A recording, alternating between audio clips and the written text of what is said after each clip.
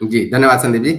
तो ये 11वां चैप्टर जो है, ये मुझे लगता है कि इतना डिटेल में शायद ही किसी पॉलिटिकल पार्टी ने डाला होगा, जो अपनी आईटी और सोशल मीडिया की पॉलिसी इतना डिटेल में डालें।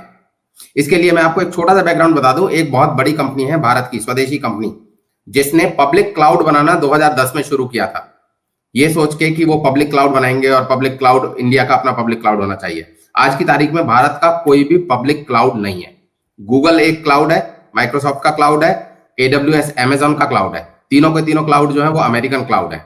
तो थोड़े दिन पहले ये बात आई थी कि ये यहाँ से यमन के आसपास से जो केबल जाती हैं, इंटरनेट की तारें जो समुद्र के रास्ते से आती हैं, यदि उन तारों को कोई काट दे तो पूरा भारत का जो इंटरनेट से जो भी काम हो रहा है वो ठप हो सकता है। तो ये एक बहुत बड़ा खतरा है। इसको चीन चीन की डिपेंडेंसी नहीं है अमेरिका पे, लेकिन भारत की पूरी डिपेंडेंसी अमेरिका पे है। डेटा जो है वो हमारे लोगों का सारा डेटा अमेरिका में है, डेटा अमेरिकन सर्वर्स पे। वो डेटा बहुत कीमती डेटा है। इतना बड़ा डेटा है कि 2009 में, आज की बात नहीं, आज से लगभग 15 साल पहले की बात, 2009 में फेसबुक ने केवल अपना 2% डेटा बेचा था और उसको कई मिलियन ऑफ डॉलर्स रुपीज मिले थे। ट्विटर ने जब व्हाट्सएप ने जब अपने आप को बेचा था, तो वो भी पर यूजर, कि ट्विटर पे एक यूजर का इतना मोल लगेगा। आई थिंक $10 या $12 का एक यूजर का मोल लगा था। तो अगर हम व्हाट्सएप पे हैं तो हमारा व्हाट्सएप को हमें पैसा देना चाहिए, और हम सोचते हैं कि ये फ्री है। तो उसी की तर्ज पे ये यूरोप में एक GDPR कानून है। GDPR कानून जो है वो डेटा, आम आदमी के डेटा को प्रोटेक्ट करने का सबसे सशक्त कानून है। और बहुत सारे देशों ने GDPR के बेसिस पे अपने यहाँ के सोशल मीडिया कानून बनाए हैं। जापान ने बनाए हैं, यहाँ तक कि यमन जैसे छोटे देश ने भी बनाए हैं। तो इस भूमिका के साथ मैं शुरू करता हूं। यूरोप के GDPR की तर्ज पर देश के लोगों का डेटा को सुरक्षित रखने के लिए कानून लाए जाएंगे। किसी भी कंपनी के द्वारा भारतीयों के डेटा को रखने और इस्तेमाल करने के तरीके में अमूलचूल परिवर्तन किया जाएगा। कोई भी कंपनी यदि आपका डेटा रखेगी और या आपके डेटा को इस्तेमाल करेगी तो उसको आपसे परमिशन लेनी पड़ेगी। लोगों को अपने डेटा को सुरक्षित करने के लिए कानूनिक रूप से सशक्त किया जाएगा। आज की तारीख में मेरे पास कोई ऐसा कानून नहीं है जिसके जरिए मैं फेसबुक पर केस कर सकूं कि फेसबुक ने मेरी मेल पढ़ी। तो ऐसा कानून बनाए जाएंगे। अगला, भारत के अपने स्वदेशी विश्व स्तरीय सोशल मीडिया प्लेटफॉर्म्स विकसित करने के लिए कंपनियों को प्रोत्साहित किया जाएगा। तो हम ये नहीं कह रहे कि हम सरकारें खुद बनाएंगी, लेकिन PPP बेस्ड मॉडल पे या फिर स्वदेशी कंपनियों को प्रोत्साहित किया जाएगा कि वो सोशल मीडिया प्लेटफॉर्म्स बनाएं। देखिए, सोशल मीडिया की ताकत जो है, वो सोशल मीडिया की ताकत टेक्नोलॉजी नहीं होता। सोशल मीडिया की ताकत होता है वहां उस पर कितने लोग हैं।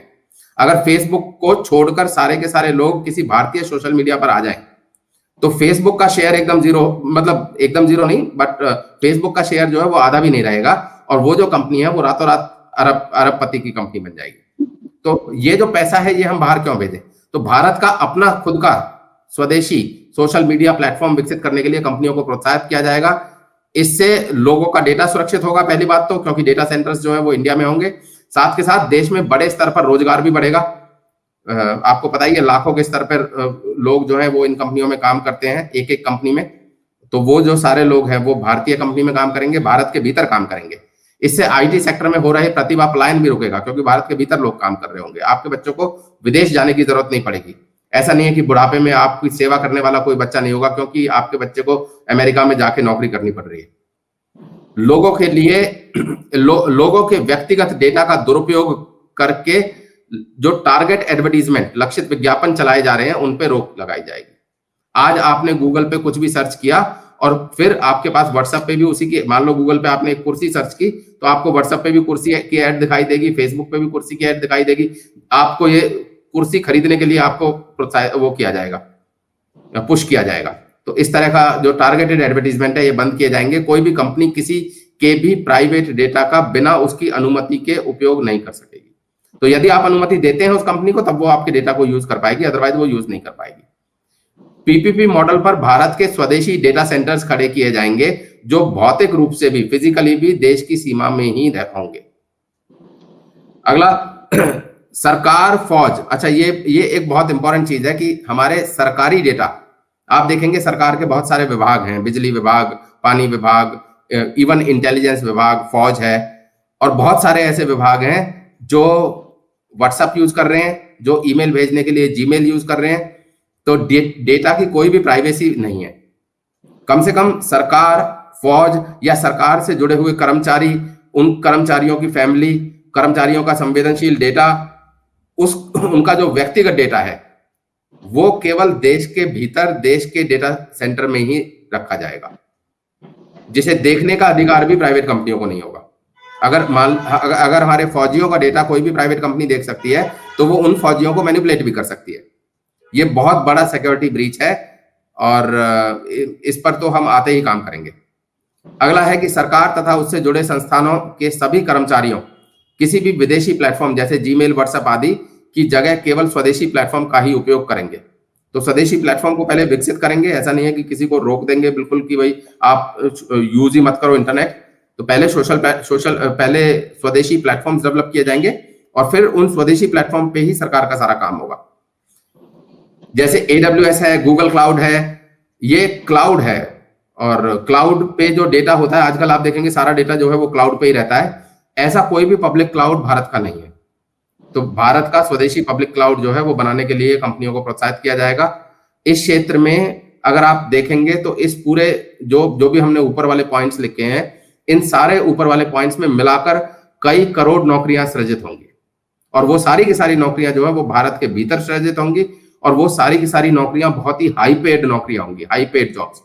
ऐसा नहीं है कि हम छोटे मोटे गार्ड बनाने की, मतलब मैं किसी को भी छोटा नहीं कह रहा, मैं पैसे के हिसाब से कह रहा हूं कि ऐसा नहीं है कि हम कोई 10,000 की नौकरी किसी को लगा रहे हैं। ये करोड़ों जो नौकरियां लगेंगी, ये एक एक नौकरी ऐसी होगी जो बहुत एफ्लुएंट, बहुत पैसे वाली नौकरी होगी हमारे बच्चों के लिए। तो सर्च इंजन तथा आर्टिफिशियल इंटेलिजेंस, हम सबको मालूम है कि आर्टिफिशियल इंटेलिजेंस और सर्च इंजन जो है ये दो धारी तलवार है। आर्टिफिशियल इंटेलिजेंस किसी भी टेक्नोलॉजी की तरह आर्टिफिशियल इंटेलिजेंस के फायदे भी है, नुकसान भी है। आज की तारीख में अगर आप आर्टिफिशियल इंटेलिजेंस को देखें या सर्च इंजन को देखें, उस पर आप हिंदू धर्म, सनातन धर्म के अलावा अगर आप किसी भी धर्म के बारे में सर्च करेंगे तो कोई नेगेटिव चीज आपको नहीं मिलेगी। वो नेगेटिव चीज सर्च इंजन रिजल्ट देने से डरता है। क्यों? क्योंकि उसको पता है कि इसके खिलाफ एक्शन हो सकता है। हिंदुइज्म या सनातन के खिलाफ वो लिखने से नहीं डरता। क्यों? क्योंकि उस पर कोई कानून नहीं है, उस पर कोई एक्शन नहीं होता है, कोई कुछ नहीं करता है। तो सर्च इंजन और आर्टिफिशियल इंटेलिजेंस के द्वारा उत्पन्न नतीजों में देश तथा सनातन के विरोध में दिखाई जा रहे झूठे रिजल्ट्स के खिलाफ कानून लाया जाएगा, बहुत सख्त कानून लाया जाएगा और इसको रोका जाएगा।